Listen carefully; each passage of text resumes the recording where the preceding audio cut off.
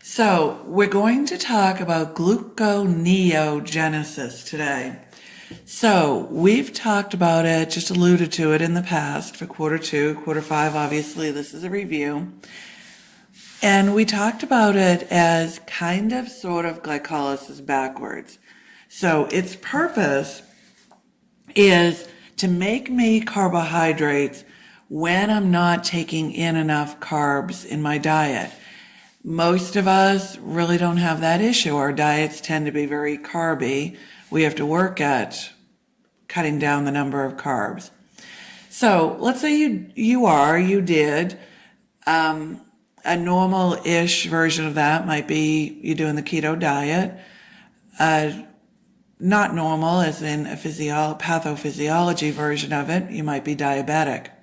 So anyway, either way, I'm not taking in enough carbs. There's parts of me that need carbohydrates, so I need some mechanism for making those carbohydrates. So what I do is I turn around glycolysis. So that's why we call gluconeogenesis kind of sort of glycolysis backwards. So let's talk about what we mean by kind of sort of. When we did glycolysis, the way we divided it, we had 3 irreversible reactions. Everything else was reversible. So everything else was reversible. So let's go back to what regulates a reversible reaction. And let's make it simple, not even bring names of molecules in yet. Let's say I have this process, A goes to B, B to C is reversible, C to D is reversible. C to D is reversible. F goes to G or whatever, C to F is reversible.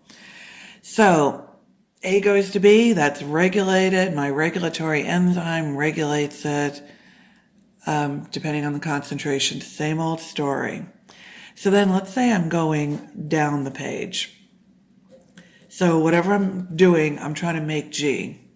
So A goes to B, it's regulated by whatever regulates it, but my regulators are saying activate this enzyme, whatever enzyme it is, make me some B. Now, remember we talked about our reversible reactions. And when we did it, we had our little example, A goes to B in a reversible reaction. And we said, based on Le Chatelier's principle, Le Chatelier is going to keep following you. Based on Le Chatelier's principle, if I dump in a bunch of A, I start out in balance. I dump in now a bunch of A, I'm out of balance. That's going to send the reaction towards B. Make me make more B, get back in balance, my balance being more of both. Or if I took away some A, it'll make some of the B go towards A to replace that A, giving me less of both. Same thing on the other side. I add B, that gives me more B. That's going to make me go towards A, more of both. Or I take away some B, that's going to make me go from A to B to replace it, giving me less of both. So we did that when we were talking about Le Chatelier and equilibrium and everything. So now back over here in my little fakey process, I added B now from A going to B. That's going to make my arrow go this way, make me make more C. Then I was in balance with my C to F. But now that I just made more C, I'm out of balance. I'm going to make more F. It'll make the reaction go that way. So that's how our reversible reactions in glycolysis worked. When we look at this diagram, and it's the diagram straight out of your PowerPoint, so if you want to print the slide out of your PowerPoint, that's probably the best thing to do. We have glycolysis on this side, gluconeogenesis on this side. The strength of this slide is, or the strength of this diagram is the side-by-side nature of it. This is a relatively easy topic. When we're in lecture live, I usually plug it in on a day that I know you're having a rough week or whatever, because you're actually going into it already knowing 70% of it. The reason I'm able to say that is these reversible reactions just reverse. So the strength of this diagram is it's showing everything side by side, so you see the reversible reactions just reversing. This diagram, though, has a big weakness. The big weakness of the diagram is this. Remembering glycolysis, from the point at which I split the fructose 1,6-bisphosphate in half, got the glyceraldehyde 3-phosphate and the DHAP that became a second glyceraldehyde 3-phosphate. From then on down, both sides of the diagram were identical. And I hammered you a little bit and I said, whatever you do, I don't care if you use my diagram, I don't care if you make one, I don't care if you find one. And I don't. Google Images has thousands of any diagram you could possibly be looking for. But I said, make sure you get that one with the two sides showing, even though they're identical, those two sides are in your face, to remember that there's two of them. If you notice here, excuse me, I don't have my two sides. I have those little tiny twos that are really easy to forget. If you forget those little tiny twos, that puts all your answers off by a factor of 2. So quarter 2, I know you're saying, okay, yeah, whatever. Quarter 5, you're saying, oh yeah, now I remember that. Oh, I hope you are. Because once you get a couple of processes away, that's where it's really easy to forget that. You guys have enough stuff to remember. Even just within the quarter, you have enough stuff to remember. Never mind little things like that that can completely mess you up. So we're going to use this diagram for class, and you may choose to keep it. I'd probably, if it were me taking the class right now and facing part 1 of the boards and not doing this every 90 days, I'd probably keep it to get the side-by-side part, but I'd probably add an additional one that's showing 2 pyruvates, 2 of everything coming together to that fructose 1,6. Anyway, we'll talk about it again in a second. Totally up to you how you want to do it, but it might make your life easier in terms of not forgetting things when you have to come back to all this. So anyway, those are our reversible steps. So we have glycolysis coming down this side. So that's what really I'm trying to say here.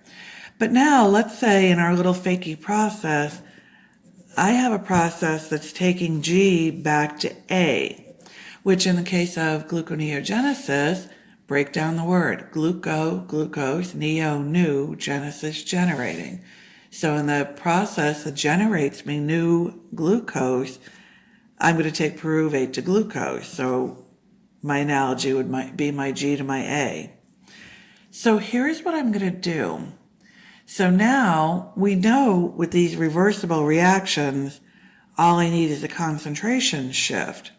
So to get C to go to F, all I did is I made a bunch of C. That made me go to F. The thing that will make that turn around is this. I need a big concentration of F now. If I have a big concentration of F, I'm out of balance. Like lots of B will make me go back to A, giving me more of both. Lots of F will make me go this way. Then when I get lots of C, it'll make me go to B. So when we go into this and I say it's kind of easy because you already know 70% of it, you already know these reversible reactions. You just knew them one way in gluconeogenesis. They're just going to go the other way. You knew them one way in glycolysis down the page, so our glycolysis is down the page. They just go the other way in gluconeogenesis. So we will talk about them, but you already know them. So that does make it a little bit easier, and that is what makes me able to say you already know most of it going into it. So now we have these irreversible reactions. We had these irreversible reactions. They were regulatory. We looked at what regulated them and so on and so on. There's still irreversible reactions. Well, how do I reverse an irreversible reaction? Well, I don't. But what I do, and my saying I don't is playing with the terminology a little bit, but staying very solid on terminology, is what gets you through nitty-gritty questions, and multiple choice questions just by nature are nitty-gritty kind of things. So I don't reverse a reversible reaction. What I do is I bypass it. So I bypass it, and bypass is a pretty important word that I forget to say often enough. So what I mean by I bypass it is I get rid of this enzyme that goes this way, and I put in an enzyme that goes that way. So I get rid of this irreversible enzyme, and I put in a different irreversible enzyme. So I did not reverse the reaction. I didn't reverse it. And again, I'm picking. I happen to take an irreversible reaction that took A to B, and I replaced it with another irreversible reaction that took B to A. So I bypassed the reaction with another irreversible reaction that just happens to go the other direction using a different enzyme. So I did not reverse that reaction.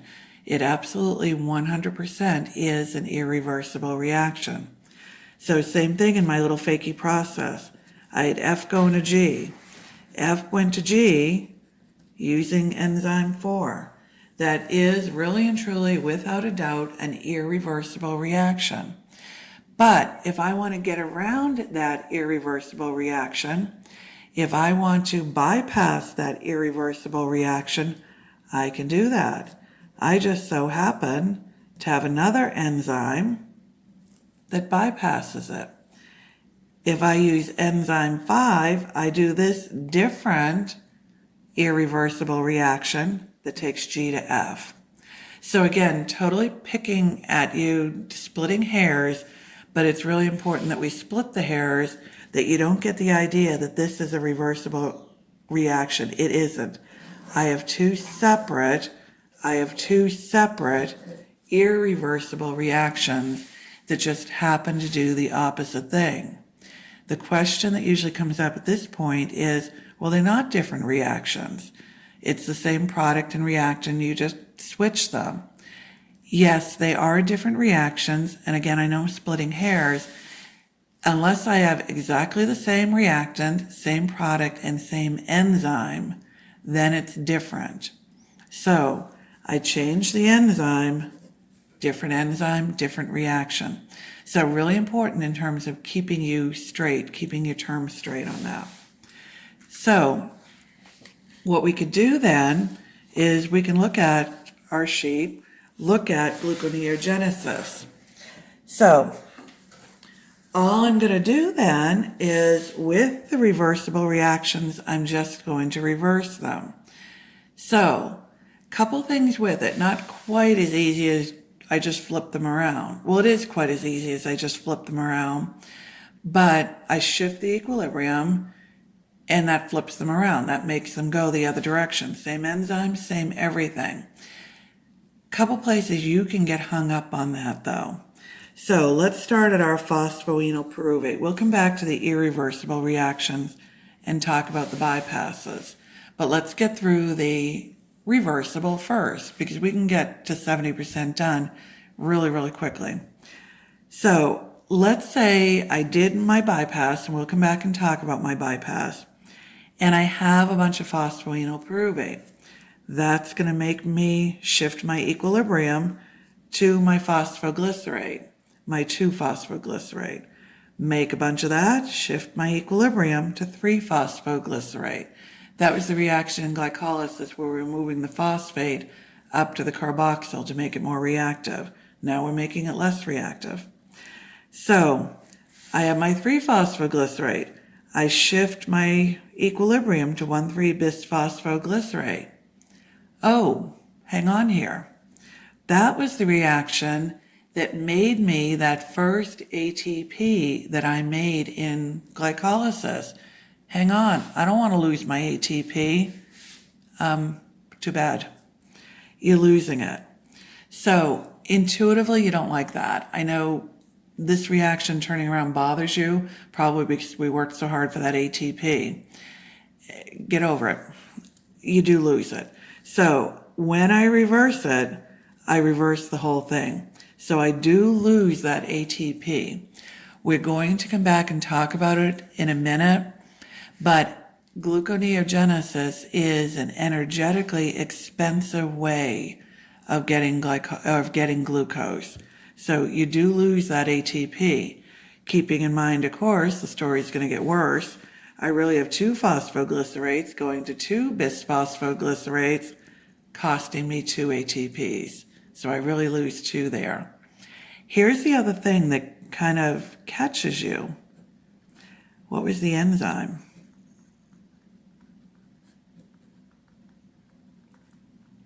The enzyme was phosphoglycerate kinase. So in glycolysis, we made a big deal about that enzyme. That enzyme is the enzyme that catalyzes the first reaction of glycolysis in which you form ATP, blah, blah, blah. Old traditional question, it's not regulatory, don't mix it up there and everything. And we talked about all that. Really common things to get asked, or a common thing is, here's a list of enzymes. All of them belong to glycolysis or gluconeogenesis, except, and pick which process this enzyme belongs to. What you're going to notice when we get into the enzymes more is they sound awfully similar. The problem with that question is, traditionally when you're teaching glycolysis, you make a big deal about phosphoglycerate kinase, because it is the enzyme that catalyzes the first reaction in which you form ATP. In gluconeogenesis, traditionally you don't make a big deal or often any deal of it, because it's just one more enzyme catalyzing one more reversible reaction, so what? But because of that, you tend to assign it to glycolysis. Don't. It goes with both. So it will never be your answer to this enzyme belongs to either glycolysis or gluconeogenesis, but not the other. It belongs to both. Just traditionally, we make a big deal about it in glycolysis, not necessarily even mentioning it in gluconeogenesis, but it does belong to both. It regulates nothing, but it belongs to both. So don't get caught there. So I get my bisphosphoglycerate. Now I reverse the reaction back to glyceraldehyde 3-phosphate. So what am I going to do? I oxidize to get the phosphoglycerate. I'm going to reduce to get the glyceraldehyde 3-phosphate. So I'm going to reduce to get the glyceraldehyde 3-phosphate. I have to oxidize something. Of course, the something I oxidize is NADH. That goes back to NAD. That just cost me an NADH. Of course, times 2, because I have 2 of them. So I have my glyceraldehyde 3-phosphates, plural. I have 2 of them because I did it twice. One will go to DHAP, then the DHAP and the glyceraldehyde 3-phosphate will come together and form me the fructose 1,6 bisphosphate. So another little sticky point. If I write the reaction A plus B goes to C, you're okay. It might be a terminology thing.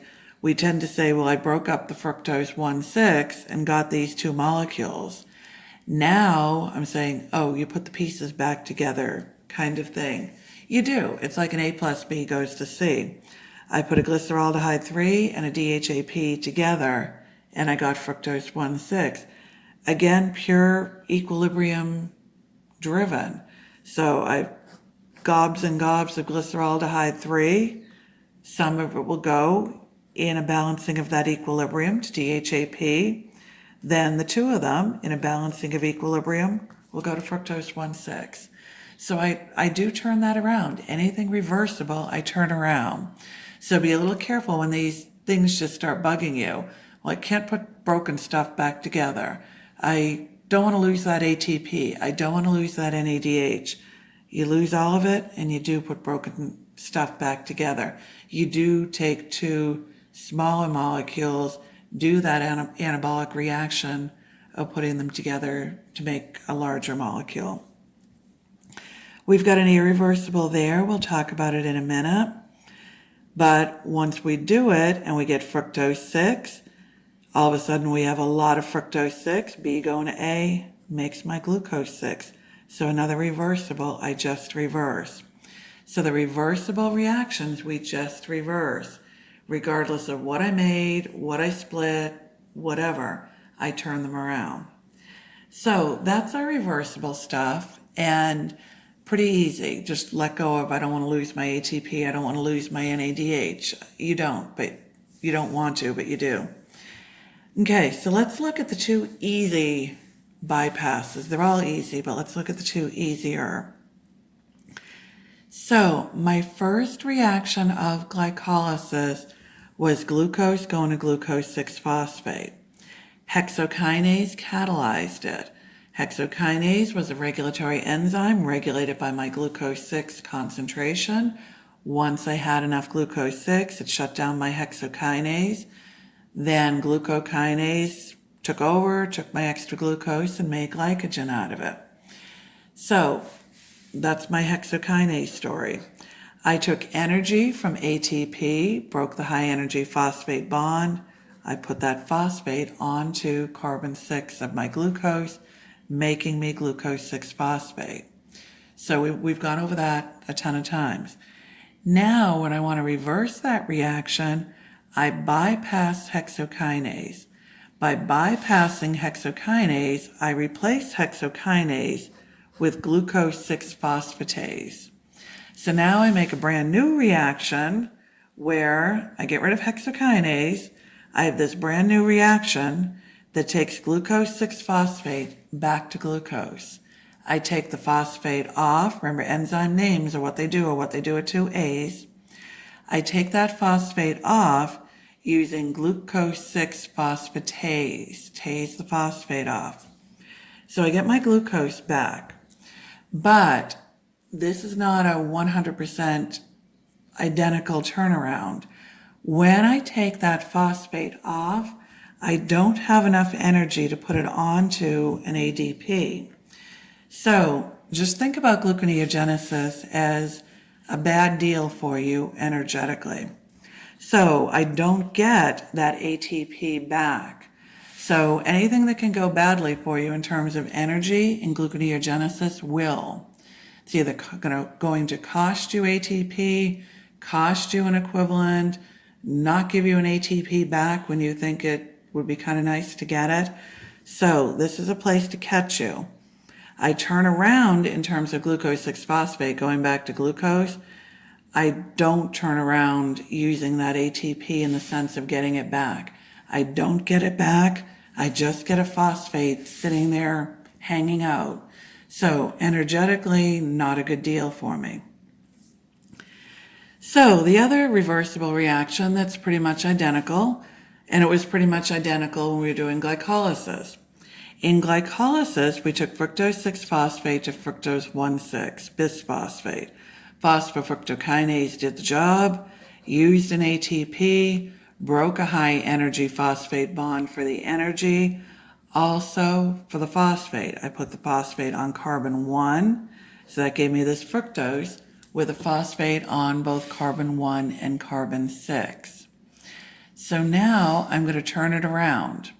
I'm going to turn it around, bypass it in terms of what the fructose with the phosphates on it is doing. So I'm going to use fructose 1,6 bisphosphatase. I'm going to take the phosphate off of carbon 1. So fructose 1,6, remember the numbers mean those are the carbons that the phosphates are on. I'm taking the phosphate off of carbon 1, giving me back fructose 6. That part of it is a direct reverse. The enzyme that does that is fructose 1,6 bisphosphatase. Pretty descriptive, really nice. So nice and so descriptive, it really ends up just being a distractor in questions more so than being something you get asked about. So it reverses that part, bypasses the phosphofructokinase, and think about this. How nice would matching questions be? Match the bypass. What bypasses what? Glucose 6-phosphatase bypasses hexokinase. Fructose 1,6 bisphosphatase bypasses phosphofructokinase. stuff like that. So you can see where that might go in multiple choice questions. And again, you guys, more a reminder for quarter 5, well, in both quarter 2, think about how questions could get asked. One of the most useful student skills you can develop is predicting questions. Because if you develop that skill, predicting questions, you're going to be right in what you're predicting. And that directs your studying really, really nicely. It's a different kind of studying, as you know, from multiple choice, then essay, then fill in the blank, then other types of questions. So again, your purpose is really good patient care and all that, and I get that. I also get, on a very practical level, you have to get through all this testing before you get to treat your first patient. So that's why we talk about it, not losing sight that your patients are your ultimate goal, not a bunch of stupid tests in the meantime, but you have to get through the tests in the meantime. So anyway, matching would be great questions. So anyway, I do reverse fructose 1,6 going to fructose 6. Again, I don't reverse the use of that ATP. I don't get the ATP back. I just take the phosphate off and leave it there. You might want to make a note. My diagram's getting very, very cluttery right now, and I know the angle of the video's not helping, but at the kitchen table, it's the best I can do. You might want to put a note on yours, note I don't get the ATP back, energetically expensive process, whatever makes you remember that, because that's a really nice place to try to trip you in a question, try to get you to say, lead you in that I reverse the reaction, turn the reaction around, bypass it, remind you of all that as a way of trying to trick you into saying that I make an ATP there. I make no ATP in gluconeogenesis. I spend it all the way through. So those are my 2 easy bypasses. Then I have a not so easy bypass. And it's really not that it's not so easy. What I'm talking about is the reaction that took phosphoenol pyruvate to pyruvate in glycolysis. So pyruvate kinase did it, regulated by energy and fructose 1,6 bisphosphate concentrations, took me from my phosphoenol pyruvate to my pyruvate and gave me an ATP. For each of those 2 phosphoenol pyruvates, remember, going to those 2 pyruvates, giving me, of course, 2 ATP. So that was my reaction. And again, all these structures and everything are in the PowerPoint, so take a look at them, especially here. None of the other structures have changed. I just have an extra molecule here. It's a molecule that you've seen the structure of oxaloacetate, but you haven't seen pyruvate go to oxaloacetate and then it go to phosphoenol pyruvate. So if you don't look at structures anywhere else, at least look at them here. So anyway, to turn it around, I'm going to turn a 1-step process into a 2-step process. So let me remind you again about numbering reactions. Don't do it. And again, I totally recognize I'm kind of doing a do as I say, not as I do, because I did number them in the PowerPoint. I did it trying to keep PowerPoint slides straight just for the academic process. If you're trying to describe a reaction, don't say step number, whatever, because here I'm going to turn pyruvate going to phosphoenol pyruvate into 2 steps. Some books will call that 1 step with 2 parts. Some books will call that step 1 and step 2 of gluconeogenesis. All your numbers are different after that. So be a little careful. And we said it with glycolysis too. When I split my fructose 1,6 into glyceraldehyde and DHAP, that might be 1 step with 2 parts, or it might be 2 steps, depending on how the book wants to number that DHAP. So numbers just get you in trouble. So I'll hear you guys saying the regulatory steps are 1, 3, and 4, whatever. Numbers just get you in trouble if somebody else splits it a different way. You don't know how whoever wrote your questions splits it in their mind, whatever book they're taking it from. because don't forget, there's 5, I think, right now, books that are fair game to take board questions from. They don't all do the little incidental things like numbering the same way. So that can get you. So say the phosphoenol pyruvate to pyruvate step, or the whatever to whatever step. Say it that way in your head to keep yourself out of trouble. So what I'm going to do now when I bypass this is I am going to turn that phosphoenol pyruvate to pyruvate step into 2. I'm going to take now pyruvate first to oxaloacetate. It's going to cost me. It's going to cost me an ATP for each of those 2 pyruvate. How many pyruvate does it take to make 1 glucose in gluconeogenesis? Takes 2. Remember, I got 2 in glycolysis, takes 2. So each pyruvate going to each oxaloacetate is going to cost me an ATP. So I'm down to ATP there. Now, each oxaloacetate going to each phosphoenol pyruvate is going to cost me a GTP, an ATP equivalent. So since I have 2 oxaloacetates going to 2 phosphoenol pyruvates, it's going to cost me 2 GTP, which is going to be equivalent to costing me 2 ATP. So don't forget my 222 there. So I have 2 steps. So since I have 2 steps, I have 2 enzymes doing this. So pyruvate kinase is bypassed by 2 enzymes, bypassed by pyruvate carboxylase. Why is it a carboxylase? Well, let's go back and think about that. And this is where seeing your structures gets important. Let's go back and think. How many carbons are in a pyruvate? So I have 3 carbons in a pyruvate. Go back to your Krebs cycle. How many carbons are in oxaloacetate? 4, right? My 4 carbon oxaloacetate condensed with my 2 carbon acetyl-CoA made me a 6 carbon citrate, and so on in Krebs.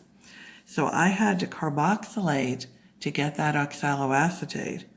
So I did it with a carboxylase. So the enzyme name makes sense there. Then I used phosphoenol pyruvate carboxykinase. I actually take that carbon back off and I kinase it. I phosphorylate it. So I phosphorylate it. I take the phosphate off of GTP. So my enzyme is phosphoenol pyruvate carboxykinase. So you have to know the enzymes. But let's look at the enzymes quick for a minute.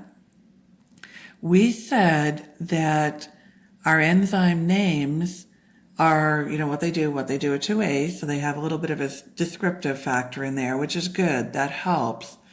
We also said it makes sense that a really common question would be, here's a list of enzymes. All of them belong to gluconeogenesis except one, pick it, or the other way around. Look at how similar these enzyme names look. I have pyruvate kinase. I have pyruvate carboxylase. I have pyruvate carboxylase. I have phosphoenol pyruvate carboxykinase. So pyruvate, phosphoenol pyruvate, carboxylase, carboxykinase, all that. They sound awfully similar. So you know darn well where you're going to get asked. All the following belong to whichever process except. Something that helped me when I was learning this, I'm a terrible memorizer. I think I might have told you guys that. I'm much better at mechanical processes. So as much as I discourage you typically from abbreviations, this one did help. PEP-CK as the abbreviation for phosphoenol pyruvate, that's the PEP, CK for the carboxykinase. For whatever reason, that made it stick in my head, and then the rest kind of fell in place where they belonged by the number of carbons, things like that. It got my kinases separated, I think, in my head more than anything. So anyway, if that abbreviation helps you, by all means do it. So let's go back now and step through what we've done. So in glycolysis, I went from glucose to glucose 6-phosphate, irreversible step, getting my phosphate and my energy from ATP, used an ATP, hexokinase did it. Went through my reversible, just went from glucose 6 to fructose 6. Same thing on the irreversible and all my steps through glycolysis, exactly like we did it. And I won't take your time now doing it, but if you need to, and sometimes the waters get a little muddy on glycolysis, now turning it around, but you have the video, so go back to the glycolysis video if you need to and refresh on that if you need to. That's one of the advantages of videos. So let's talk about what we're doing, putting it all together in gluconeogenesis though. So in gluconeogenesis, I'm going to take my 2 pyruvates, go through steps, and put them together to make that glucose. And let's talk quick about your notes and your diagram and how you want to do it. So like I said, you're welcome to use my diagram, print it out of the PowerPoint or whatever you need. I don't know that if I were learning it for the first time, I would necessarily do that. So think about how you want your diagram. I would at least take my 2 pyruvates in my diagram, go through my steps, put them together to that fructose 1,6-bisphosphate, and go through my steps to my glycolysis. So I would at least do that if I were drawing my own diagram. Because like we said, most of you guys are really, really visual. And of course, you know how you learn. It's just most people are visual, and we have a higher percentage of chiropractors that are visual even than the general population.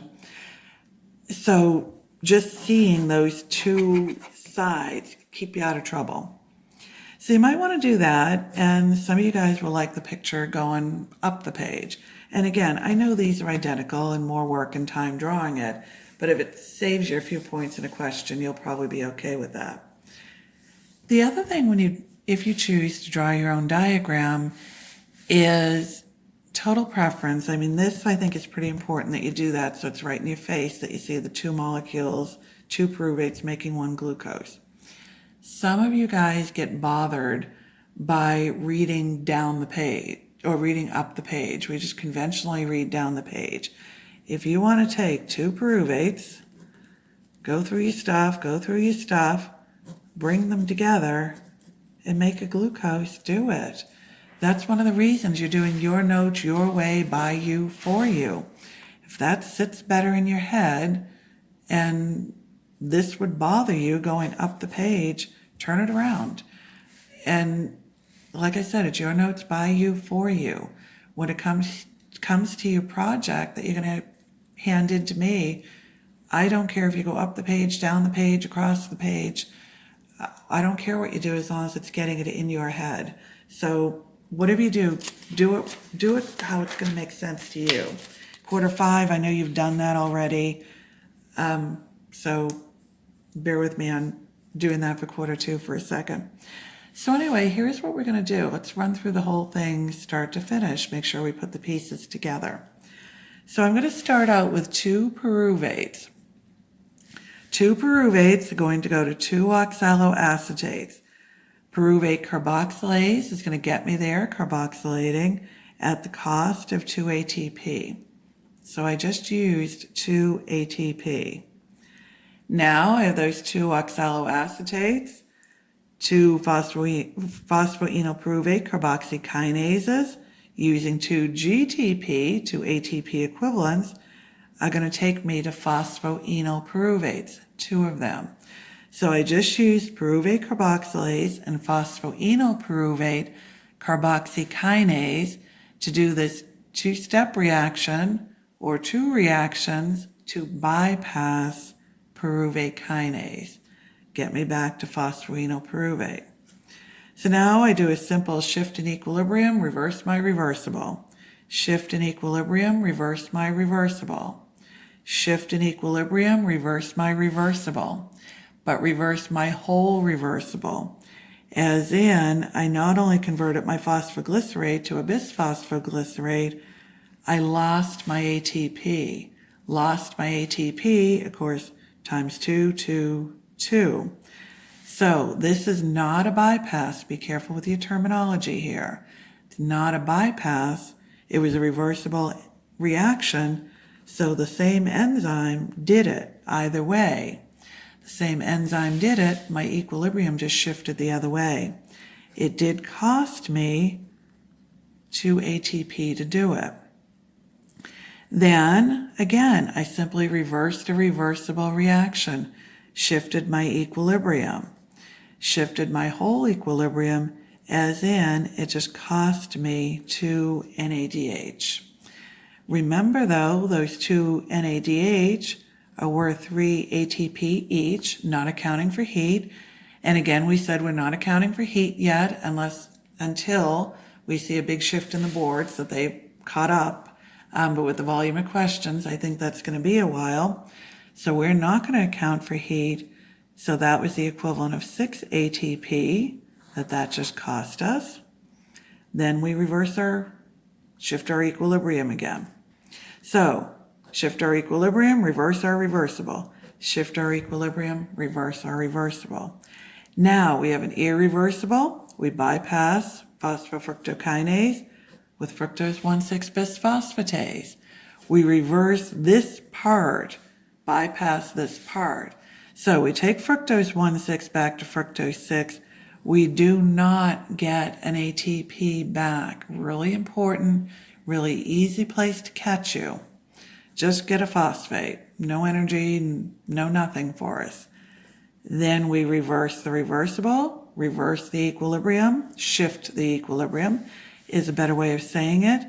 Get my glucose 6 back, bypass my reversible reaction, bypass hexokinase with glucose 6 phosphatase, converting glucose 6 back to glucose, but not getting an ATP back. So again, a good, easy place to trip you on that. So be a little careful there. So no ATP back, no ATP back. Let's count up the number of ATP that I used.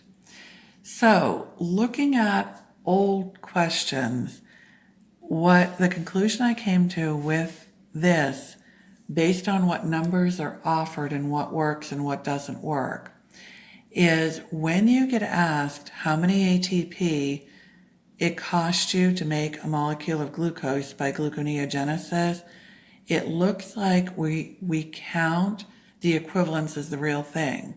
So I think the logic is, and again, I'm just basing this on old questions and everything that I've seen, and again, not through the committee, I'm under confidentiality, based on old questions I've seen from board review companies and stuff I've gotten from you guys over the years and everything.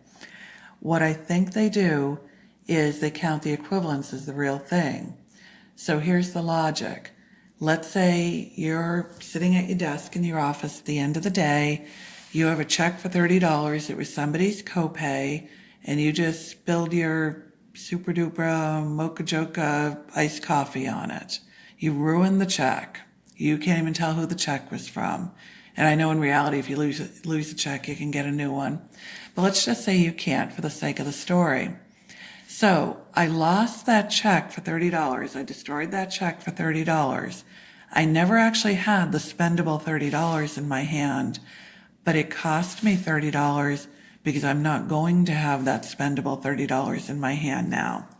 So since it cost me those NADH, I lost those 2 molecules of NADH, I'm not going to get these 3 ATP from each one now. So in effect, it cost me those 6 ATP. Those were 2 real ATP I lost. Here, I used those 2 GTPs. Those GTPs could have become 2 ATPs for me if I didn't use them. They're gone, another check destroyed.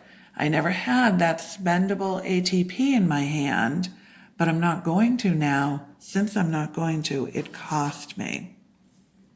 Here, I had 2 real spendable ATPs. So, if I was adding up all of the expense of this, I have 6 plus 2 plus 2 plus 2, my cost was 12 ATP for that molecule of glucose by gluconeogenesis. So the cost of gluconeogenesis is 12 ATP to make one molecule of glucose. The true ATPs that I lost were 4. And that's where that's how I'm drawing the conclusion on that question. A lot of you guys have told me, or your predecessors, that you've been asked how many ATP does it cost you to make a molecule of glucose by gluconeogenesis, and 4 has not been offered. So if they were looking for 4, or looking for true ATP, they have to offer you 4, because the other 8 come from those 2 NADHs and the 2 GTP. So if 4 is not offered and 12 is, the only place you can get there is by counting the equivalents as the real thing. So because some of your predecessors have come to me and said 4 wasn't offered, but 12 was, that's why I think that's the way they're doing it. So that's why, since then, I've been teaching with gluconeogenesis, count the equivalents as the real thing. I've gone back through a bunch of old board review company questions, and it seems to work. So, cost me 12 ATP to make a glucose. I've also seen in all the old board review company questions how many per pyruvate. Costs 6 per pyruvate. I think it's a really dumb question. You can't make half a glucose. It's kind of asking you the cost per half a glucose. So because of that, I won't ask you per pyruvate, but the boards don't care who thinks it's a dumb question. So just in case they happen to ask you, 12 per glucose, 6 per pyruvate. So that's my number of ATP that it cost me. Okay, let's talk about, we have 2 more things to talk about with this. One is my gluconeogenic substrates. So my gluconeogenic substrates. So what that means is stuff that I can make glucose out of. So let's talk about the stuff I can make glucose out of. One of the things I can make glucose out of is pyruvate. Don't forget the obvious. You guys get caught up sometimes so much in the details that you'll miss a question because the answer was just so obvious. So pyruvate, regardless of where I get it from, is a gluconeogenic substrate. Another gluconeogenic substrate comes from breaking down triglycerides. So this is going to be review for quarter 5. This is going to be ahead of ourselves for quarter 2. So for quarter 2, take what you can get from it and then go back when we get to fats and lipids. So let's talk about fats and lipids for a second. If I have a triglyceride, don't forget a triglyceride is a glycerol molecule of glycerol with 3 fatty acids on it. So quarter 5, let me remind you what we did. The story was you were laying on the couch. We'll make it relevant for now. You're laying on the couch in quarantine, binging Netflix and eating Oreos like there's no tomorrow. So first few Oreos go to energy. Next few Oreos go to glycogen. Next Oreos go to making fatty acids. Remember what I did. I fired up glycolysis in the liver. Did the pyruvate dehydrogenase complex, got to acetyl-CoA, and the Krebs cycle said, oh no, you have enough energy. You're going to go make fat. You're going to get fat. So the acetyl-CoA went and made me fatty acids. Quarter 2, what we're going to start saying, and we're not there yet. Quarter 5, you remember me saying, fatty acids are kind of sort of a bunch of acetyl-CoAs hooked together. Acetyl-CoA equals energy.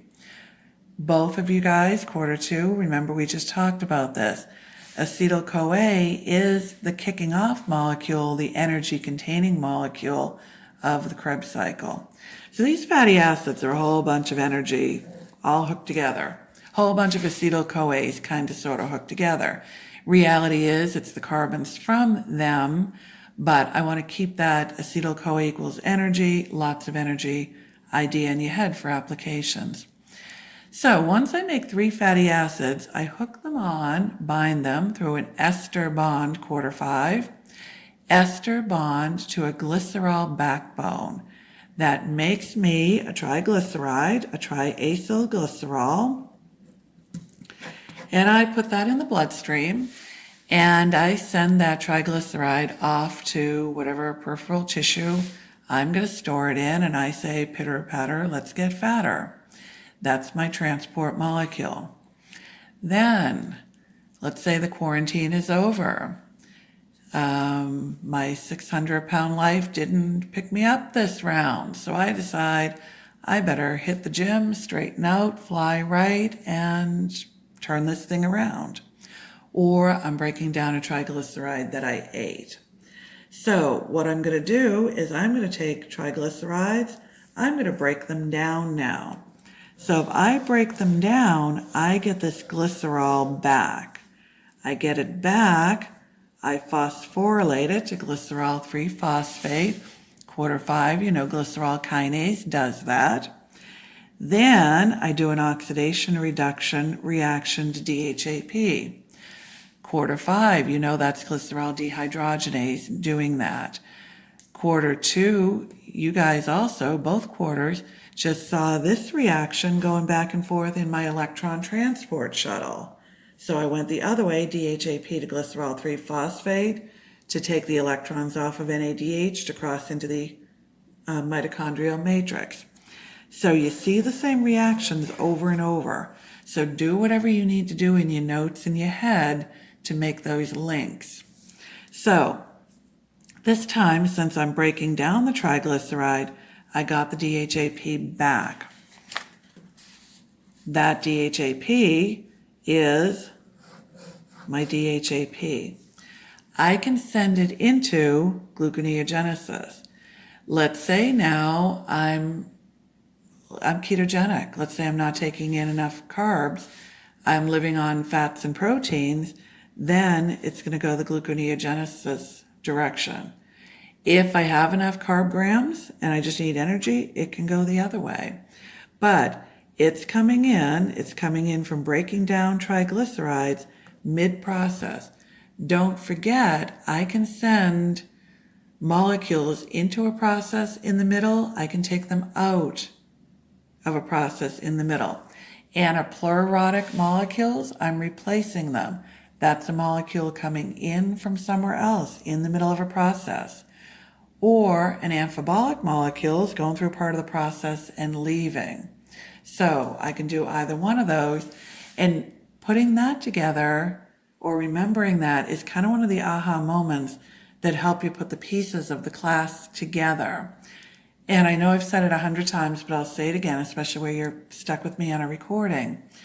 No one reaction, no one concept, no one process is difficult in this class. Something makes something, here's the enzyme that catalyzes it. The hard part is how the pieces fit together. So here's my fats coming into a carb process through this reaction that we've seen. So they're coming in because of this idea that I don't have to do a process all the way through. I don't have to start at the beginning of a process. I can jump in the middle. I can jump out in the middle. So there's my second gluconeogenic substrate. So my gluconeogenic substrate so far.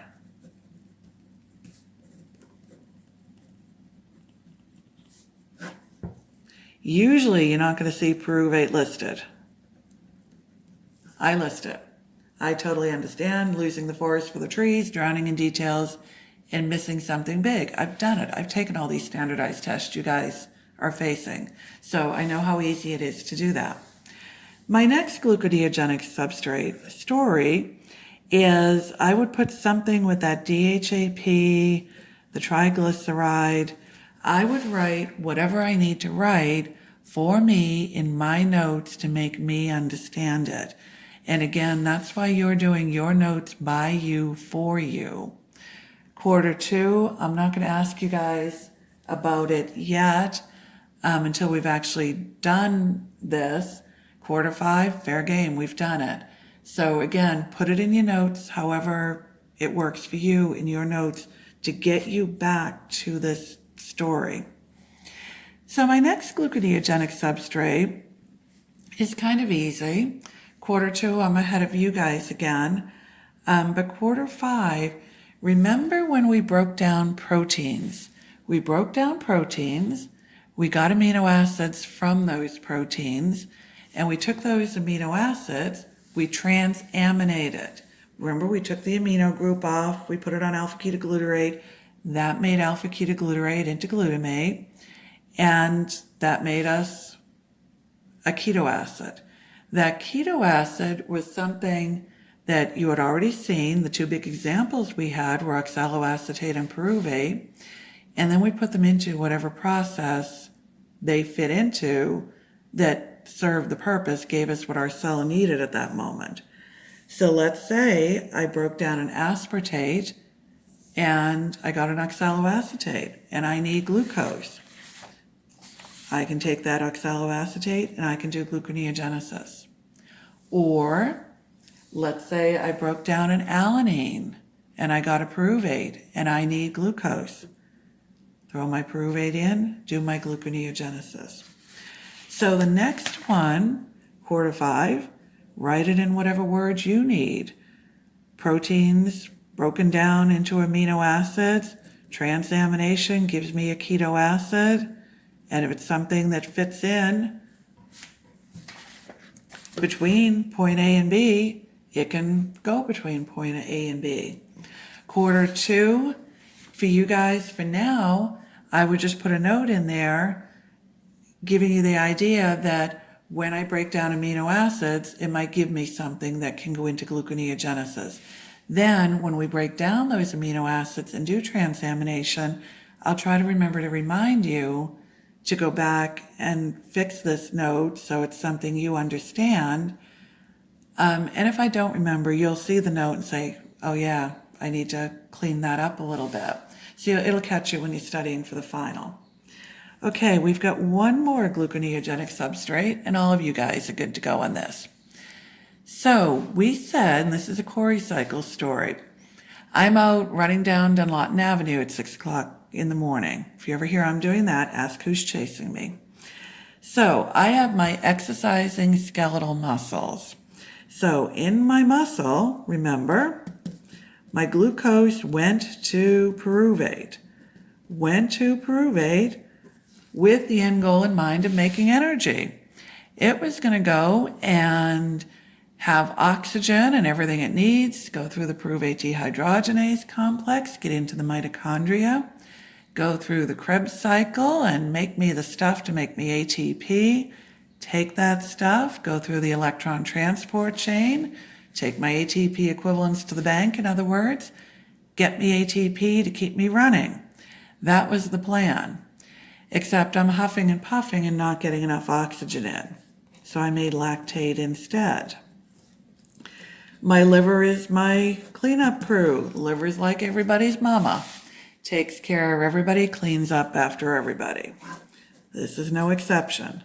I send the lactate back to the liver, take it back to pyruvate. Don't forget, lactate dehydrogenase is my enzyme. This is a reversible reaction.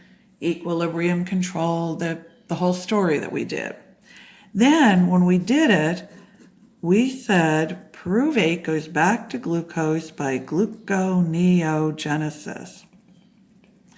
And when we did it, I said, for now, take my word for it, that's a way of making glucose out of pyruvate, and we'll come back to it. So this is how we do that, how we take that glucose back to pyruvate.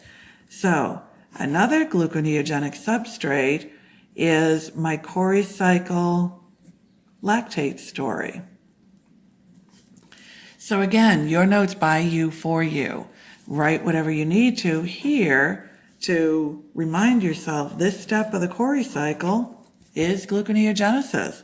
getting me back that glucose to go out in the bloodstream then and go try again. Okay, we have one last thing to do. So we have one last thing to do, and you probably noticed I left out a detail that I usually hit right at the beginning of every process. So we're going to draw one more picture. It's in your PowerPoint. Well, everything I'm saying is in your PowerPoint. It's in your PowerPoint, but in the PowerPoint, it's drawn from the bottom of the page to the top of the page. I'm going to draw from the top to the bottom just to give you another perspective. Same story, same everything, same. It's just some of you guys will like one way, some of you guys will like the other. And as long as I get it in your heads, I don't care how we draw it. So you probably noticed we never talked about where does this process happen. So the liver loves it. So you do most of your gluconeogenesis in your liver. You do gluconeogenesis in the cytoplasm, but you might have pyruvate in the mitochondria. So we're going to have a shuttle story. So if my pyruvate is in the cytoplasm, I'm going to go from pyruvate in the cytoplasm to oxaloacetate in the cytoplasm to phosphoenol pyruvate in the cytoplasm, keep on going to my glucose. So that's my cytoplasm story. I'm going to stop for a second, make sure I didn't move the paper. Okay. That's my cytoplasm story. Or I can have another story. If my pyruvate is in the mitochondria, I either crossed in, I made it in there in a process quarter 2, we haven't done yet. One way or another, let's say it's in the cytoplasm or in the mitochondria. So I have pyruvate in the mitochondria. I'm still going to go to phosphoenol pyruvate in the mitochondria. Oh, I'm sorry, to oxaloacetate. Sorry. So I'm still going to go to oxaloacetate in the mitochondria. Same enzyme, pyruvate carboxylase, same cost, ATP, same. But here's the thing, and this is typical shuttle. If I want to cross the membrane and my molecule can't, I turn it into something that can. I cross, turn it back to what I wanted in the first place. I'm going to take now my oxaloacetate to malate. And I'm going to do that in the mitochondria. So something quick, a little bit of an aside with enzyme names. If you see an enzyme name with cytosolic whatever, mitochondrial whatever, that enzyme is still the enzyme. You're just putting the location in front as an additional descriptor to tell you where it is. So if I tell you I have cytosolic pyruvate carboxylase, or I have mitochondrial pyruvate carboxylase, taking pyruvate to oxaloacetate, taking pyruvate to oxaloacetate. Same enzyme, same structure, same everything. I just put that additional adjective descriptor in front of it to tell you where it is. So don't get messed up on that, or use that if it's a way that somebody is telling you where you are. So I take oxaloacetate to malate. You'll see very often mitochondrial malate dehydrogenase does that. Now my malate crosses to the cytoplasm.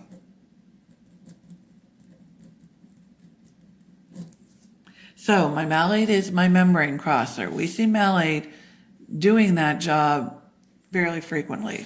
We've seen it in a few places now, or a couple places now. But I don't want malate. I want oxaloacetate. So cytosolic malate dehydrogenase converts my malate back to oxaloacetate in the cytoplasm. Now I just keep on going. Phosphoenol pyruvate, back to glucose, same story. So all I do is convert my oxaloacetate to malate to cross and then convert it back. So gluconeogenesis takes place in the cytoplasm. I might need to do this step to get in. Something that I have noticed in questions with you guys, and I'll say it in class and I'll say it on video, so I haunt you enough with it. You guys are really, really good at telling me about that malate step. So the only time we have that malate step is if you're in the mitochondria. If I start in the cytoplasm, no malate. If and only if I start in the mitochondria do I have the malate step. Some of you guys, and I caution you on this, will draw a little loop here somehow with the malate. I think that's part of the problem, making you think malate is always a step. So I'd rather not see you do that. I'd caution you against that. I would rather see you do a separate diagram, somehow keep it separate. The other thing, and it's on the list of just goofy stuff I say to help you remember, is 2 M's or no M's. No mitochondria means no malate for you. Only if and only if you're in the mitochondria do you get malate. You guys just love malate, I think. So no mitochondria, no malate. If and only if you're in the mitochondria do you get to have the malate step. So you guys are really good at a question that's all about the cytoplasm, telling me you need malate or you make malate in that process. So that's what I'm trying to caution you against. And I think that's everything for gluconeogenesis. I'll go ahead and get this posted for you.